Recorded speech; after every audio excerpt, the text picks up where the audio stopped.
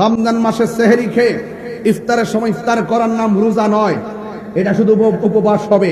রোজা বলা হয় তাকে সাহারি খাওয়ার সময় আপনারা আদবের সাথে শেষ টাইমে সাহারি খাবেন, ইফতার তাড়াতাড়ি করবেন যত টাইমে, কিন্তু মাঝখান দিয়ে বেহায়াপনা করা যাবে না। চোখকে হেফাজত রাখা লাগবে, লজ্জাস্থানকে হেফাজত রাখা লাগবে, কানকে হেফাজত রাখা লাগবে। অল বডির মধ্যে যতটা অঙ্গ প্রত্যঙ্গ আছে, হাতের রোজা আছে, কানের রোজা আছে, চোখের রোজা আছে, মুখের রোজা আছে, পায়ের রোজা আছে।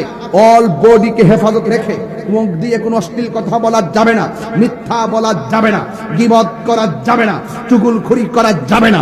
একমাত্র কুল ইন্না সলাতি ওয়া নুসুকি ওয়া মাহইয়ায়া ওয়া মামাতি লিল্লাহি রাব্বিল আলামিন। আমার জীবন, আমার মরণ, আমার নামাজ, আমার কুরবানি, আমার ইবাদত সব একজনের জন্য। জবান খুলে বলুন তিনি কে? রোজার জন্য প্রস্তুত আছি তো সবাই ইনশাআল্লাহ? তাহলে আওয়াজ করে বলুন, রোজাদারের জন্য কয়টা আনন্দ? আরো জোরে, রোজাদারের জন্য কয়টা আনন্দ?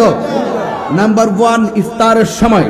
কিন্তু ইফতারের টাইমে একটা কথা বলে যায়, যেই মাটা চুলার পরে বসে ইফতারটা বানালো তাকে নিয়ে বসে ইফতার করতে হবে। যে স্ত্রী আপনার সারাদিন পুইরা আগুনে পুইরা ইফতারটা বানালো তাকে নিয়ে সুন্দর করে ইফতার করতে হবে।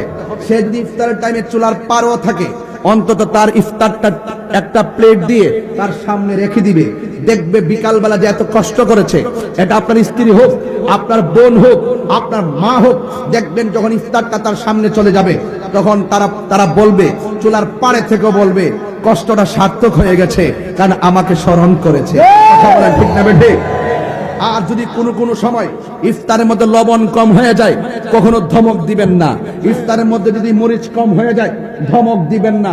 মনে রাখবেন, আপনি যেমন রোজা, সেও রোজা। হয়তো বা টেস্ট করতে পারে নাই, একটু কম হয়েছে, লবণ দিয়ে খেয়ে নেবেন। ওই টাইমে যদি ধমক দিয়ে তাকে যদি সুন্দর করে ধমক মারেন, তাহলে তার মনটা ভেঙ্গে টুকরা টুকরা হয়ে যায়। রোজার নাম হলো সংযমের মাস, রোজা হলো আত্মশুদ্ধির মাস, রোজা হলো পরিবর্তনের মাস, রোজা হলো নিজেকে গুছিয়ে নেওয়ার মাস। রমজান এসেছে, এই রমজান মাসে আমাদেরকে আল্লাহ পর্যন্ত পৌঁছার যাবতীয় প্রসেস করতে হবে। কথা বলেন ঠিক না বেঠিক?